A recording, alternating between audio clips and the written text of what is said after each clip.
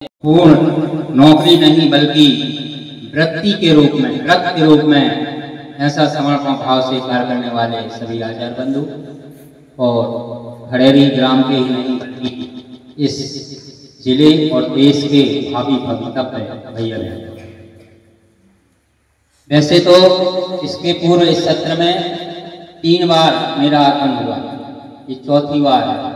विद्यालय के दर्शन चौथी बार किए हैं, इसलिए मैंने कहा क्यों ना भैया बहनों के बीच थोड़ी संवाद हो जाए, क्योंकि इसके पूर्व आप लोगों के साथ ऐसे वंदना करने का अवसर नहीं मिला और बहुत ही सुंदर वंदना की। हम जानते हैं कि हमारी वंदना है जो शिशु मंदिर योजना का एक वैशिष्ट है, वंदना में अधिकांश सभी विषय आ जाते हैं जो हमारे मूल आधारभूत विषय हैं, उनकी पूर्ति वंदना भी की जाती है। चाहे वो योग हो, संगीत से गीत भी होते हैं, लयबद्ध होती है प्रार्थना, संस्कृत भी है, नैतिकता आती है, माँ सरस्वती के हम गुणों का याचना करते हैं, गुणों की। और अभी राष्ट्रगान भी किया, देशभक्ति के गुणों भी प्रस्फुटित होते हैं अपने अंदर। तो हमने अभी क्या की वंदना, सरस्वती माँ की वंदना की कि प्रार्थना? क्या की? वंदना। पहले वंदना की, फिर उसके उपरांत प्रार्थना की, क्योंकि पहले स्तुति की, उनके गुणों का बखान किया, उसके उपरांत उनको गुणों का स्तुति करने के उपरांत फिर हम आप उनसे कुछ याचना करते हैं, विभिन्न गुणों की याचना करते हैं। क्योंकि माँ जो वात्सल्य, प्रेम, स्नेह ऐसे गुणों से भरपूर रहती है, हम लव कुश ध्रुव प्रहलाद बने। लव कुश ध्रुव प्रहलाद को ही क्यों यहाँ उल्लेख किया गया है? क्योंकि उनको पिता का स्नेह नहीं मिला, तीनों। किसका स्नेह मिला है? माँ का। लव कुश सीता माता वनवास में थी ना, वो काल में लिया। ध्रुव की माँ का नाम क्या था, पिता का नाम है मालूम? उत्तानपाद, सुनीति, सुरुचि। तो माँ ने कहा था जब पिता की गोद में बैठना चाहते थे, वहां से उनको अलग कर दिया उनकी सौतेली माँ ने कि ऐसा कार्य करिए ताकि दुनिया आपको याद करे, और पिता परम पिता की गोद में बैठने का अवसर। और अंत में ध्रुव, तो हम लव कुश ध्रुव प्रहलाद बने, ऐसी माँ से याचना करते हैं। और बहनें क्या याचना करती हैं, प्रार्थना करती हैं? सीता सावित्री दुर्गा। सीता सावित्री दुर्गा माँ। सीता पिता नारी है ना, एक आदर्श का प्रतीक सावित्री। और सीता सावित्री नहीं बल्कि समय आने पर हम शस्त्र उठा करके और अपनी रक्षा कर सके, समाज की रक्षा कर सके, तो दुर्गा भी बने, ऐसी याचना करते हैं। तो हमें पूर्ण मनोभाव से, बीच बीच में क्या है कोई भैया बहन जोश सा आ जाता है, ऊंची आवाज में बोलने लगते हैं, यह साधना करते हैं। हमें पूर्ण विश्वास से प्रार्थना करनी चाहिए। हम ज्यादा बात नहीं करेंगे, 2-4 बातें करेंगे। 2-4 मतलब 2 और 4 कितने हुए? सबसे अंत में बैठा भैया बताए कितने हुए? 2 और 4, हाँ, मतलब आवाज हमारी वहां तक जा रही है। तो 2 और 6 के बीच में ही करेंगे, ठीक है? बाद में पूछेंगे फिर हमने कौन कौन सी बातें की, इसलिए ध्यान से सुनना। तो साधना, क्योंकि हम विश्वास से करते हैं कि किसने कहा है साधना अभिशाप को वरदान बना देती है, भावना पत्थर को भी भगवान बना देती है। तो हमारी भावना रहना चाहिए माँ सरस्वती की, क्योंकि विद्या सम चक्षु नास्ति, विद्या से के समान कोई नेत्र नहीं है। और ब्रह्मा ने अधिष्ठित किया था मां सरस्वती को विद्या के क्षेत्र में। आप देखेंगे अलग अलग विद्यालय में विभाग होते हैं ना, कोई साहित्य देख रहा, कोई भौतिक देख रहा, कोई रंगमंच देखता है ना। ऐसे ही जैसे विष्णु भगवान है ना, सृष्टि करता है, फिर पालन करता है, संहार करता है, ऐसे ही मां सरस्वती जी विद्या की देवी। इसलिए हमें नित्य प्रति विद्या की देवी की आराधना अर्चना उनकी भावना से करना चाहिए, भावना अंदर से। ऐसे नहीं कि आचार्य यहाँ बैठे हैं, यहाँ देख रहे हैं इसलिए नेत्र बंद करें या सीधे कमर खींच कर बैठे।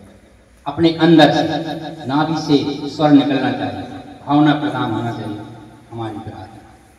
ठीक है, इसने कहा है भावना में भावना, समझना, भावना में अपनी अंदर भावना, भावना में भाव ना हो तो भावना बेकार है, और भावना में भाव हो तो भाव से बेड़ा पार।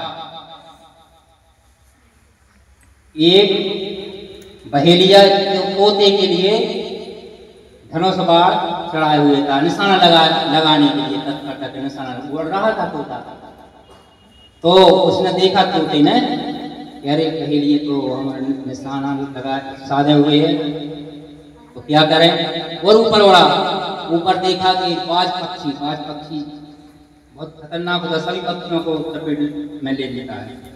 तो ऊपर बाज पक्षी उड़ रहा था, वो भी झपट्टा मारने के लिए तत्पर था। अब क्या करें, नीचे हुआ, एक तरफ हुआ एक तरफ खड़े, तो ऊपर बाज नीचे बहेलिया। तो अब संकट में ईश्वर की आराधना और ईश्वर की याद आती है। मां द्रौपदी ने जब संकट आया तो किसको याद किया? श्री कृष्ण को, और अपने पूर्ण भावना से किया, इसकी रक्षा भी करी। तो उसने ईश्वर की प्रार्थना करी, तो ईश्वर ने पुकार सुनी और एक शर्त बनकर पहेलिए को ऐसा को फन मारा। जब फन मारा तो वो तीर निशाना लगाया होता तोते को, निशाना तीर कहाँ लगा? बाल की लगा तोता से। इसलिए हमारी प्रार्थना कैसे होना चाहिए? भावना पूर्ण विश्वास के साथ। एक बात। दूसरी बात, हम विद्या अर्जन करने आते हैं, प्राप्त करने आते हैं। क्यों आते हैं? क्योंकि विद्या से हम एक आदर्श व्यक्ति बन जाते हैं, हमारे समाज में कुछ फर्क होती है, हम अपने अधिकारों के लिए लड़ सकते हैं, अब चार में अपनी बात कह सकते हैं। डॉक्टर अंबेडकर जी का नाम सुना है? उन्होंने कहा है शिक्षा वह शेरनी का दूध है जो जितना पिएगा उतना दहाड़ेगा। इसलिए हमें पूर्ण लगन से और अपने अंदर से, ये नहीं कि माता पिता कह रहे इसलिए प्रतिदिन आ रहे हैं या होमवर्क इसलिए कर रहे हैं क्योंकि आचार्य जी ने कहा है, हमें अपने मन से 100 अनुशासन, एक अनुशासन होता है, 100 अनुशासन अपने आप से पढ़ना चाहिए। शिक्षा से आदमी बहुत ऊंचाई तक पहुंच जाता है। आपकी खड़ेरी के आपने देखे हो उदाहरण, है ना, पढ़ लिख करके कोई पीएससी में चला गया, यूपीएससी में चला गया, मेडिकल में चला गया, इंजीनियरिंग में चला गया, उनकी कुछ फर्क होती है। अभी वर्तमान में महामहिम राष्ट्रपति कौन है? द्रौपदी जी, है ना। किस समाज वर्ग से आती है? आदिवासी, है ना, ऊंची जाति की नहीं है, मगर उन्होंने शिक्षा के बल पर देश के प्रथम नागरिक ऐसा पद प्राप्त किया। इसके पूर्व राष्ट्रपति थे, वे कौन थे?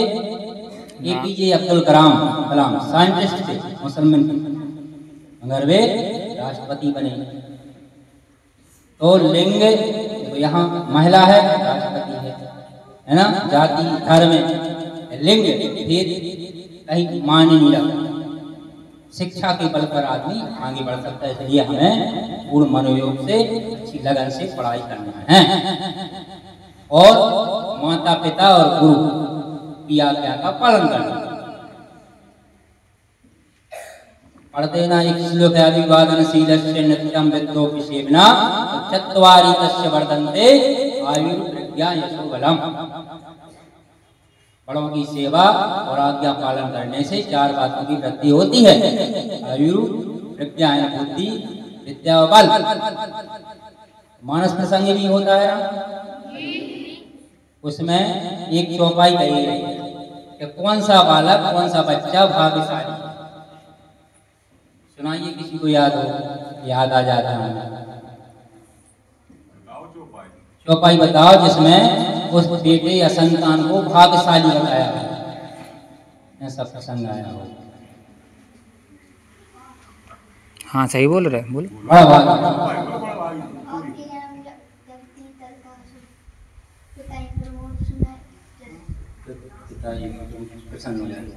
सुनु जननी सोई सुत बड़ भागी, जो पितु मातु बचन अनुरागी। गोस्वामी तुलसीदास जी ने ये नहीं कहा कि चरणों का अनुरागी हो चाना, वो मायने कुछ नहीं रखा कि हम चरण छूए, मगर चरणों से ज्यादा महत्वपूर्ण है उनके वचनों का अनुरागी होना। हमें उनकी बात है, क्योंकि माता पिता और गुरु ही इस संसार में ऐसे व्यक्तित्व हैं जो चाहते हैं कि जो हम नहीं कर पाए वो हमारी संतान करे, जो हम आचार्य जी नहीं कर पाए वो हमारे शिष्य करें, और हम देखें जाकर के समाज में ऊपर जब किसी पकड़े पत्र जाता है तो हमारा पढ़ाया हुआ बालक है, हमारे विद्यालय पढ़ा गर्व के साथ। कोई ईर्ष्या द्वेष नहीं रहती, मित्र में ईर्ष्या हो सकती है, पड़ोसी में ईर्ष्या हो सकती है, अगर आप आगे रिश्तेदारों में ईर्ष्या हो सकती है, मगर माता पिता के रूप में ईर्ष्या नहीं होती। इसलिए उनकी बातों का पालन करना। और बात और है, जब भी आपको लगे पढ़ते हैं अरे आलस आ रहा है, होमवर्क ज्यादा है, पढ़ाई में मन नहीं लग रहा है, रात में नींद आ रही है, ऐसा अवसर आता है और उस माता पिता के चेहरे को जरूर याद कर लें कि वो माता पिता जो चाहता कि जो हम नहीं कर पाए हमारी संतान करेगी। जो आपके दादा दादी ने जिनके चेहरे पर खुशियां आ गई हैं, उस बूढ़े चेहरे को याद करें, हमारे नाती या नातन पढ़ करके हमारे घर का नाम रोशन करेंगे। तो उनको याद करके और पढ़ें, उनको याद करके पढ़ें। जो अभी ठंड आएगी ना, ठंड में खेतों में पानी देते हैं माता पिताजी, है ना, काम करते हैं। अधिकांश किसान ही होंगे, कुछ समय पर ड्यूटी करने वाले भी होंगे, व्यापारी भी होंगे, मगर मैं सोचता हूँ ज्यादा किसान ही होंगे। ऐसे धूप में भी काम करते हैं, कि किस लिए करते हैं कि हम हमारे जो संतान है उसको अच्छी सुविधा दे सके।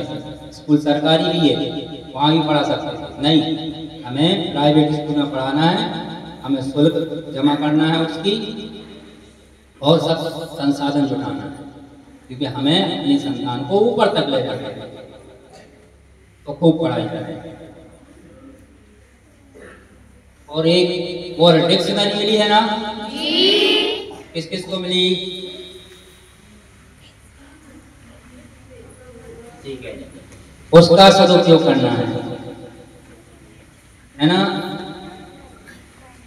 बता दिया कैसे देखना है, मालूम है। देखिए, एक बात कहते हैं कि जो देता है, देने वाला वो देवता कहलाता है ना, देवता कहलाता है।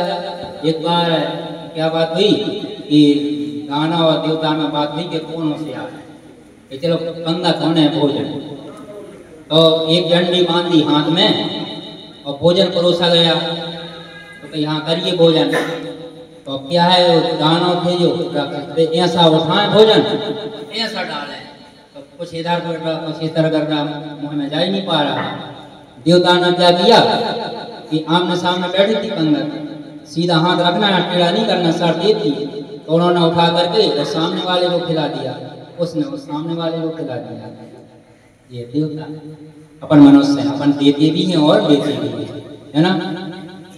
तो जिन पे एक्सीलेंट नहीं आती है देखने, तो आपस में अपना ज्ञान जो होता है वो परिपक्व होता है और दूसरों को हम सिखाते हैं। अर्जित ज्ञान को व्यवहारिक रूप में देना, ये क्या ज्ञान का परिमार्जन होता है, ये दूसरों को भी बताएं जो नहीं देख पाते। अच्छा बताइए, जैसे बुक है, शब्द ढूंढना है और बनाना ढूंढना है, तो पहले उसमें अपन सीधे देखेंगे कि बुक आएगा पहले कि बनाना? क्या आएगा? बनाना आएगा ना। क्यों? बी तो वहां है, बी वहां है, बुक है, बनाना है।